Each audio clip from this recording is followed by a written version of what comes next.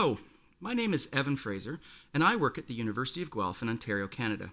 Mostly what I do is to try and understand one of the biggest issues facing our world over the next 50 years.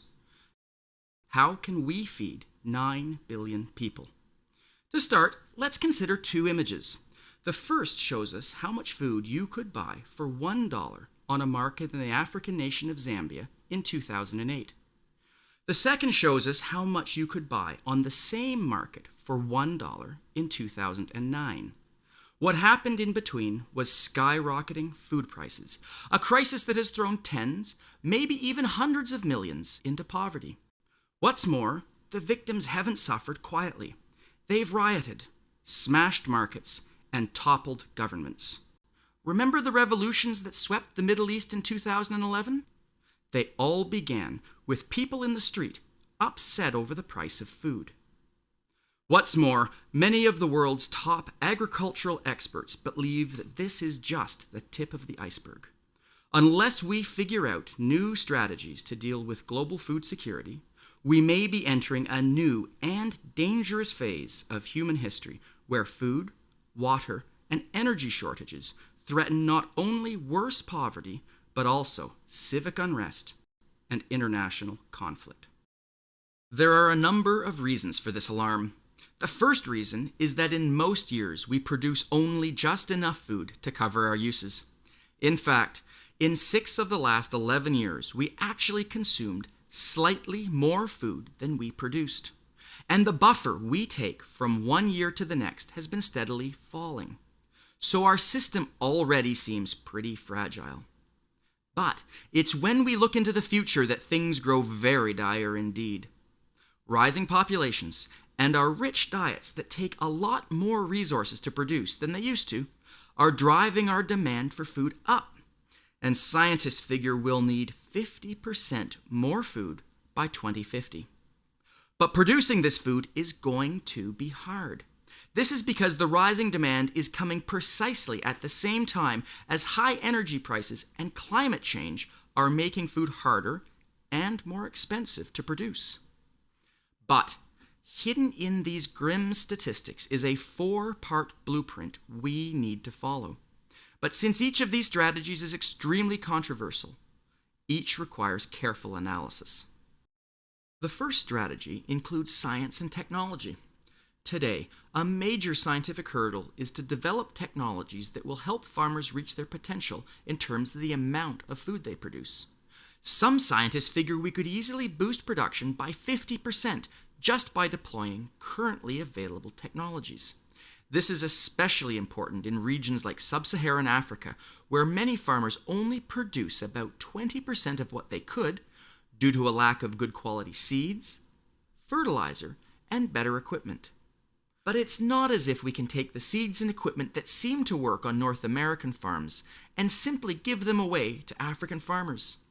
This doesn't work because African soils, cultures, and communities are totally different than in North America or Europe. So scientists must partner with farmers to develop locally appropriate solutions to local challenges. Just using science and technology won't be enough, however. And this is where the second strategy comes in. We must do a better job at distributing the food we've got. To develop this strategy, we need to consider an uncomfortable truth about today's food system.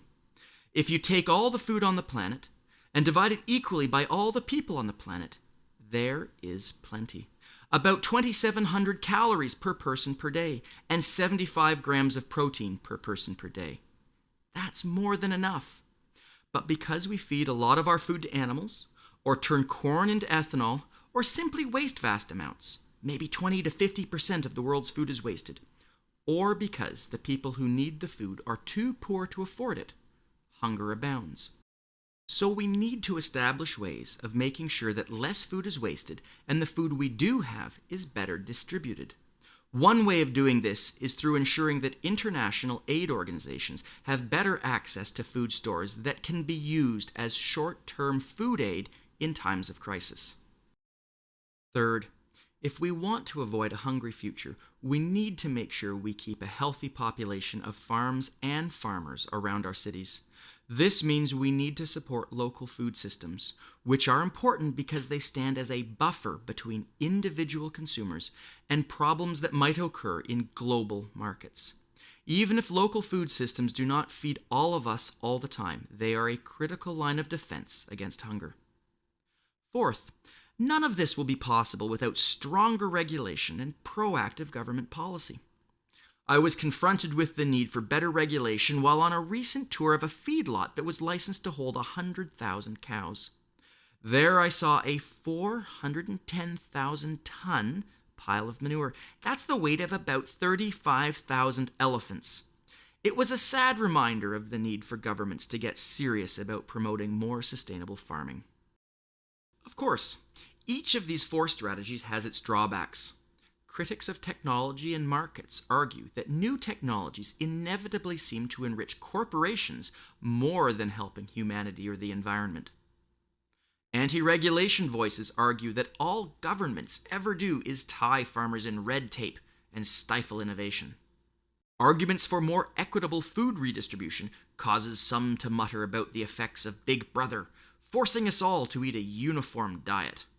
But most daunting, perhaps, is the argument that with a world population poised to reach 9 billion by mid-century, there will never be a way for modern communities to feed themselves by means of local, small farms. Our cities are simply too big, our demands too great to be able to feed ourselves without relying on extremely intensive farms. But luckily, this isn't a lost cause. Take Southern Africa in 1992. That year it suffered the worst drought in 100 years. Harvest shrank by a half, food stockpiles disappeared, and 17 to 20 million people almost starved. Yet apart from in war-torn Mozambique, there was no real crisis, and the story of how Southern Africa overcame the drought is a modern parable for how to feed 9 billion humans. It was the famine that wasn't. And the reasons for this are that Africans adopted the four strategies proposed here. First, before the emergency, local plant breeding programs introduced drought-resistant varieties of the crops that small-scale farmers traditionally cultivate. This meant that people had some food to fall back on when their main crops failed.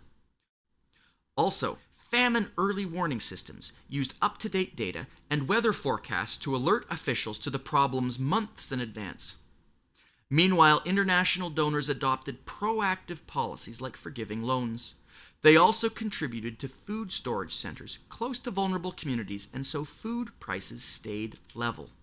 As such, local production systems on which poorer communities depend bounced back quickly. The key lesson from Southern Africa in 1992 is that while all these criticisms have their points, they aren't universally applicable, and not across the entire complex landscape of the 21st century food system. To effectively tackle the challenges of feeding the future, the most sensible approach is to imagine these four types of solutions as components of a well-balanced investment portfolio. One that's resilient enough to weather economic storms, is still able to provide strong year-over-year returns, and is secure against fraud and theft. Think of new agricultural technologies as similar to high-octane IT stocks. They're an important part of a profitable investment strategy. But an over-reliance on them could cost you your shirt if the market turns against you. Likewise, local food systems are similar to more modest, rainy day investments. They can't be relied upon to feed everyone all the time, but they're a vital buffer between consumers and the dangerous swings of the international market. And of course, every sound portfolio includes a cash reserve in case of emergencies, hence the need for more mechanisms to store and distribute food in times of crisis. Lastly, one of the lessons of the present economic crisis is that left unregulated, financial institutions behave badly. In the same way, we need a robust legal framework to restrain agriculture from destroying the environment.